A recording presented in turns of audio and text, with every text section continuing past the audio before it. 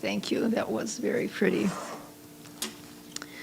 As I was preparing for today, and we're going to do this candle lighting thing, everything seemed a little bit different.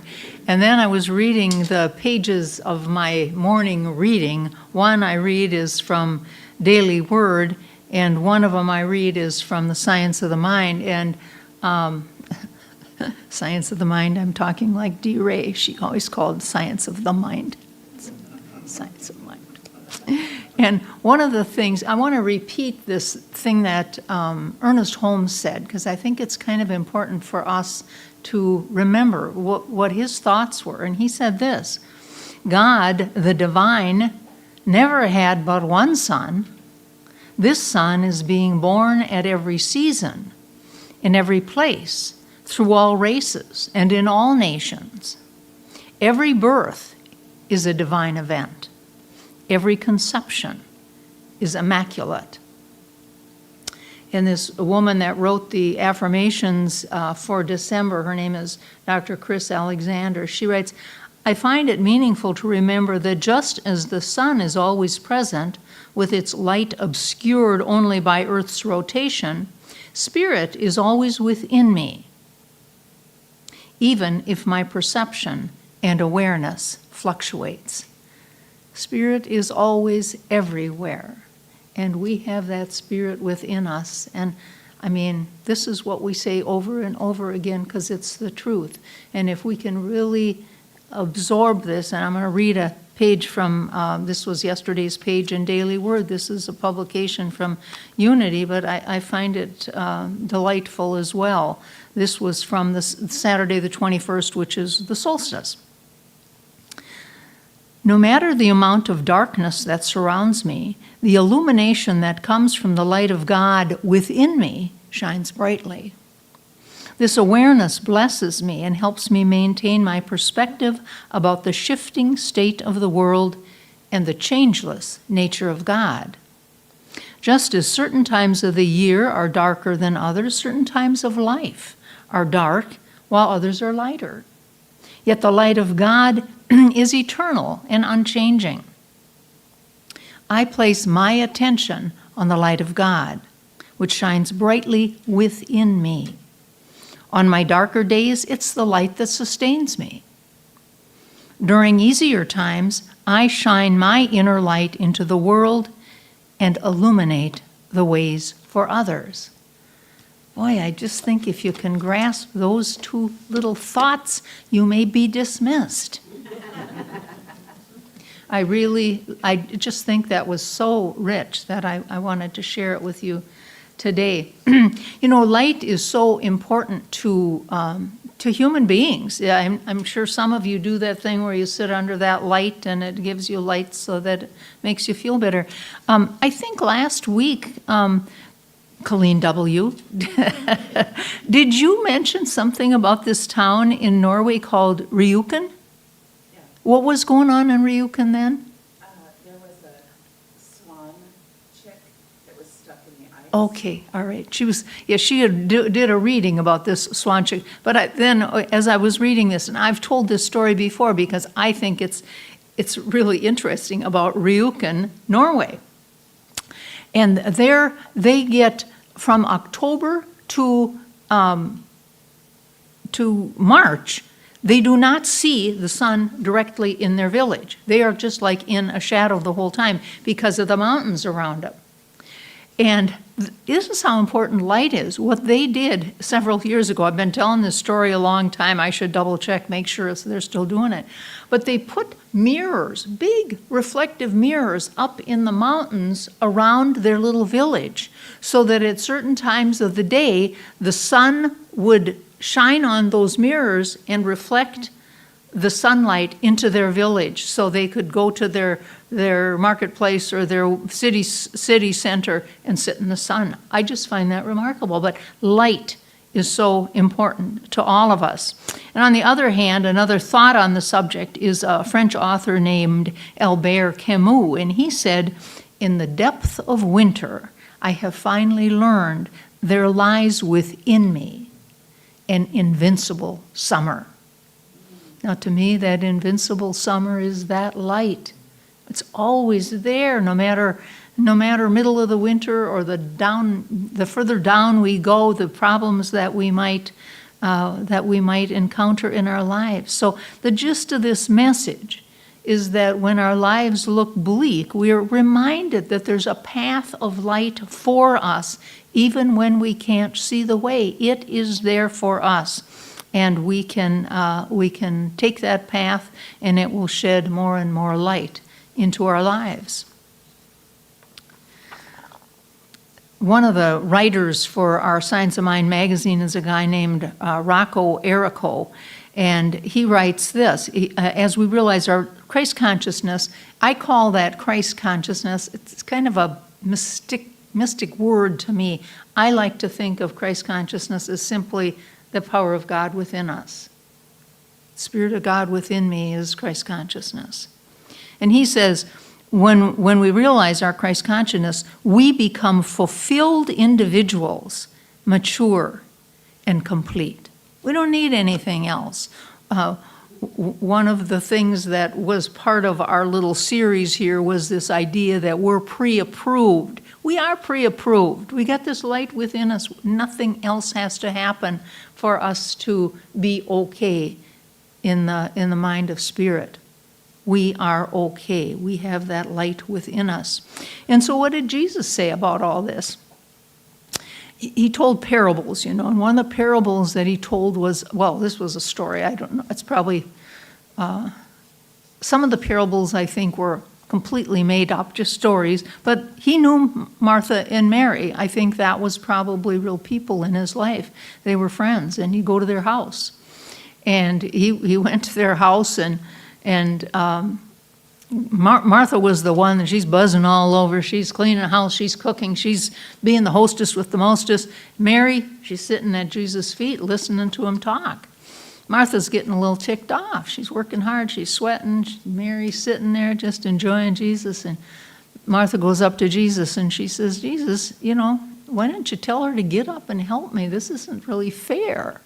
And Jesus says, Martha, Martha, you're worried and bothered about so many things, but only a few things are necessary, really only one. For Mary has chosen the good part, which shall not be taken from her. To me, what Mary chose to hear from Jesus saying, that kingdom of God is within you. That light created everything and everyone is within you. That's what he was telling. That was his message. And that's what Mary was listening to. And how often do we get caught up in the minutia? I think particularly maybe around the holidays, maybe this group isn't so guilty of it, but I think in the past, I have been like, do you get all that shopping done? And, you're going to bake the cookies and you're going to do this and that and you got to get together with these people. Instead of being an enjoyable time of year, a lot of people get stressed out around the holidays because they put all this emphasis on stuff that doesn't really matter. And so I think, it's important for us at this time of year to think about things like, who haven't you contacted for a while? Who needs to hear from you? How much time are you spending in prayer and meditation? What good books have you read? How long has it been since you put up your feet and said, I kind of like me and I'm going to be nice to me? These are things that are important for us to think about. Another parable that was told was the one about the Good Samaritan. Now, the story goes that there was this guy walking down the highway, byway, pathway, whatever they had in those days, and he was attacked by bad guys. And he was beat up, they took his money, left him for dead, thank you, again. And along the road comes this priest. He sees the guy laying by the side of the road, and does he go help him? No, he goes to the other side of the road and thinks, I got all this good stuff I got to do as a priest. I'm a holy man. I got to do good stuff. Leaves the guy there, doesn't pay any attention to him. Next, there comes a Levite. Now, Levites were people in the children of Israel, they came from the tribe of Levi, and it was their particular religious duty to do certain things. That was what they did, religious duties. So he comes walking along, and does he go minister? No, he goes on the other side of the road. I got duties, I got things got to do. Can't be helping this guy, who knows, whatever. So then here comes this guy, a Samaritan. Now, a Samaritan was looked down upon. A Samaritan was from northern Israel, and he had some Assyrian blood in him. He was of mixed blood. He was looked down upon. And he's the one, walks down the road, instead of skirting the guy, he walks up to the guy. He administers to his wounds as best he can. He gets him to the closest inn. He pays the innkeeper and says, please take care of him. I will come back and pay the rest of the bill on my way back. And this, I think, is how we rebirth Christ consciousness.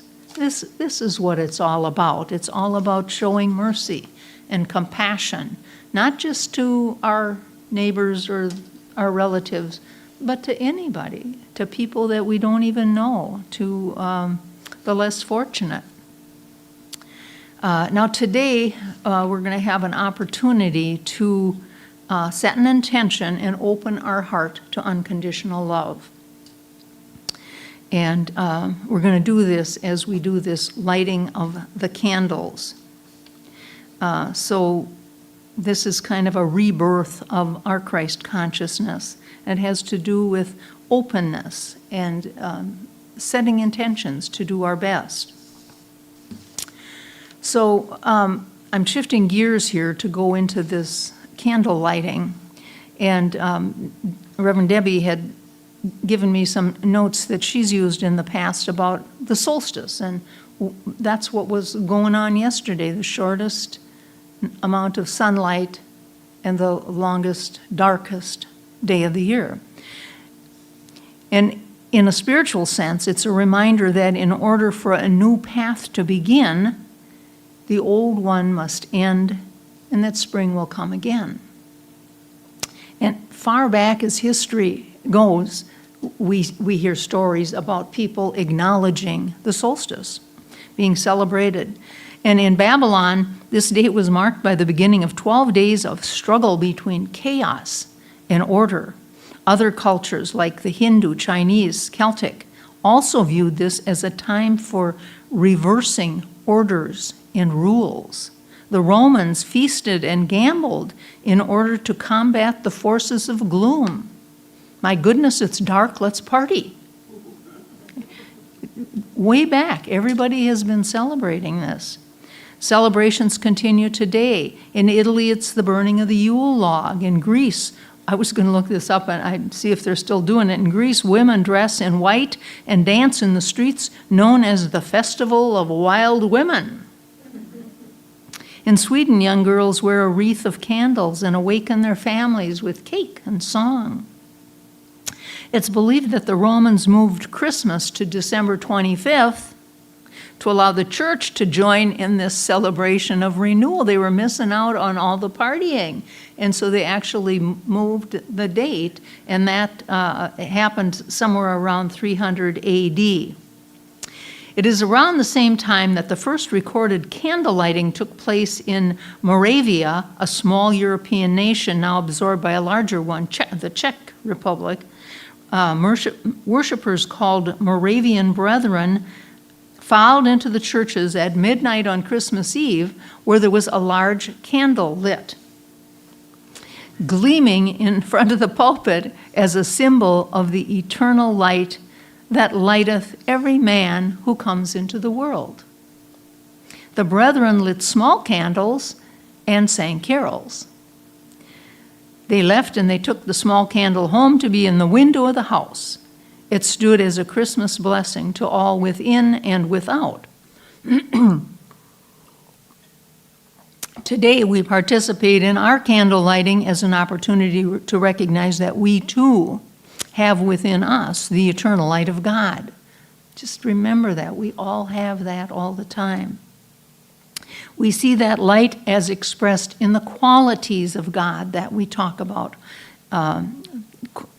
qualities of God that we identify with. We move through the darkness knowing there is no chaos, only order.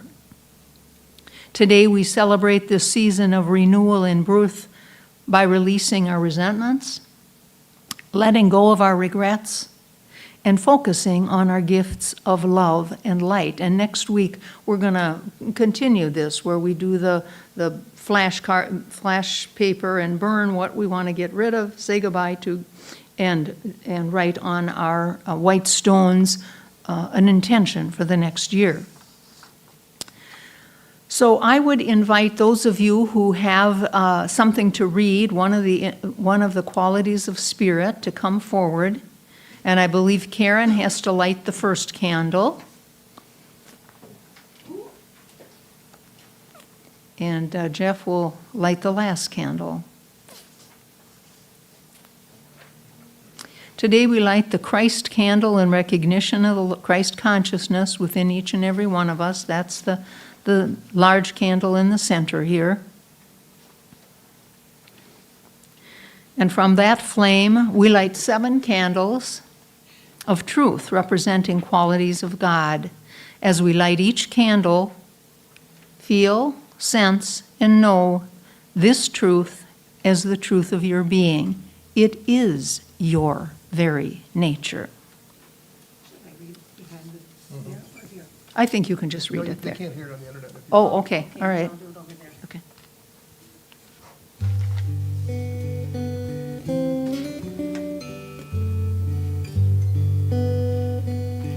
We begin by lighting a candle is for life. And as we consider life, we realize that life is everywhere present, a great invisible stream flowing through each and every one of us.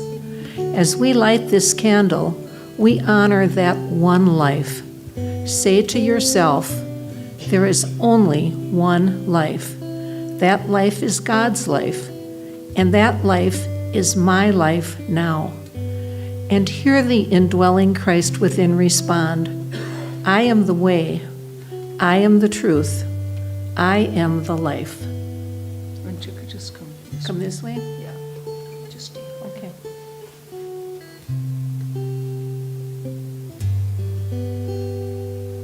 Oops. I was too stealth.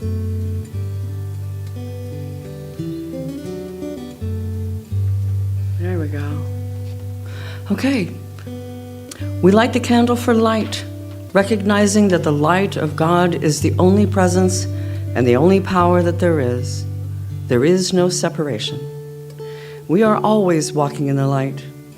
As we renew our hearts with this awareness, we dedicate ourselves to radiating God's light wherever we are. We recognize this infinite presence in those places where it seems to be absent. As we light this candle for light, we proclaim that we are each a point of light in the mind of God. And let me add, you don't have to warn the dark that light is coming.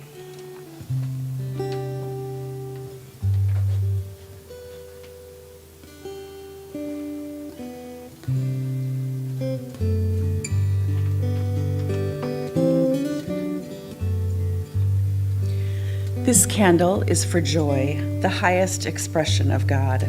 Consider the joy of children who give themselves to the flow of perfect life within them. Their celebration is spontaneous. Joy is the very nature of spirit and the true essence of each of us. It cannot be harmed, threatened, or endangered in any way. As we light this candle for joy, we allow it to rise up within us, proclaiming the joy of our own rebirth in the manger of God consciousness, and behold its transforming glory.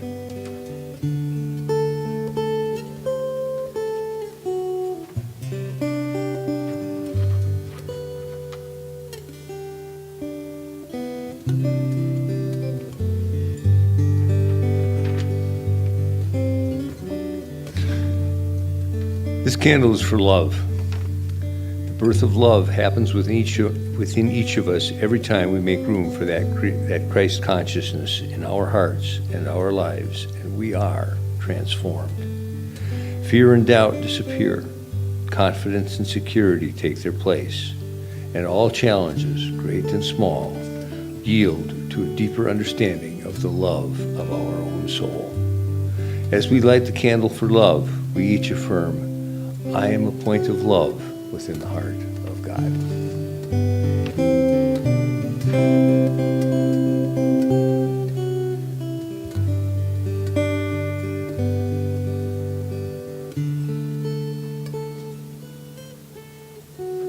We light this next candle for beauty. For true spiritual progress, life-enhancing progress, is understanding that we have been made in the image and likeness of God, that we are each whole, complete, perfect, and beautiful just as we are. This is the truth that sets us free. As we light this candle for beauty, we accept that beauty of God's perfection is in us now and always.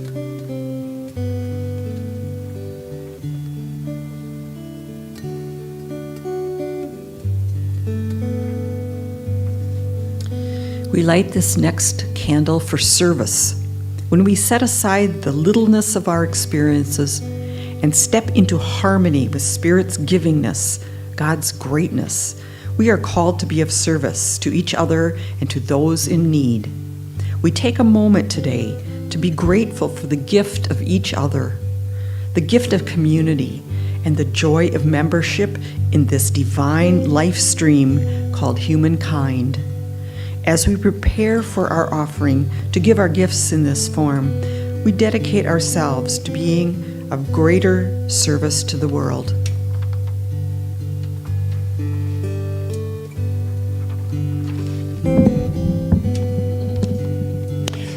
And now we light, oops, I better light it first.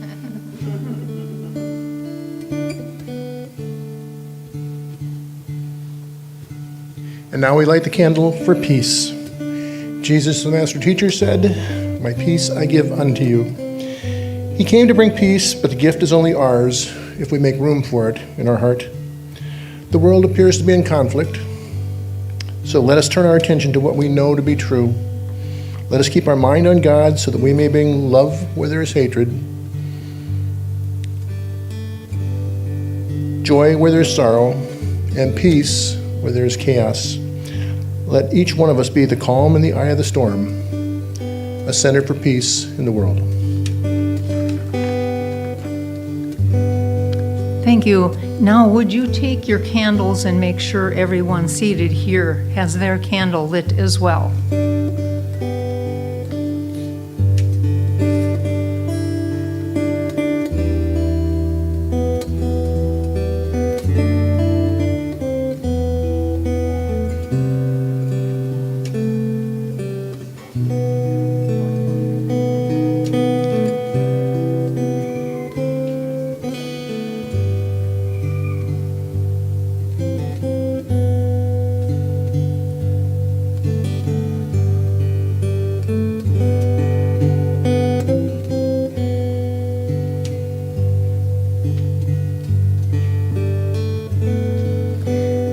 Now just take a moment and before you blow out your candle, please consider not a wish like when you blow out a birthday candle, but an intention. Visualize setting an intention. Be that intention to let go of anxiety, maybe an intention of opening up your heart to unconditional love, maybe an intention to spend more time in prayer and meditation, whatever it might be. It might be an intention of forgiveness. Just take a moment, close your eyes, and just bask in this intention that you can set right here and right now.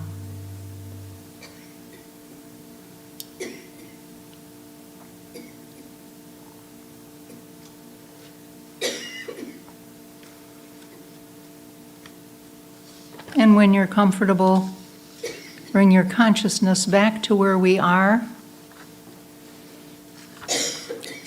and knowing that you have set that intention. And I'd like to, as you're in this meditative state, I would like to just close with a spiritual mind treatment. Let's just take a deep breath and relax where we're at right here and right now. And I acknowledge there is but one power in the universe, and that power is a power of light and life and love and service and beauty and joy and peace. That power is all good. And it is that very power that created everything and everyone, that experiences life in, through, and as its creation. In, through, and as every person. And so I declare, with that power within me, that I know that sometimes I'm faced with challenges that make me feel like I'm walking in the rain or under a dark cloud. I'm not so open to that goodness. I know that, even though that sometimes happens in everyone's life, that we experience a little downness. I know that the truth is there is a path for us always lit by that higher power, leading us to our good and more good. And I'm comforted and strengthened by that. I'm comforted and strengthened by the law that says, it is done unto you as you believe. And I release these words now to that beneficent conspiracy for perfect manifestation. And so it is.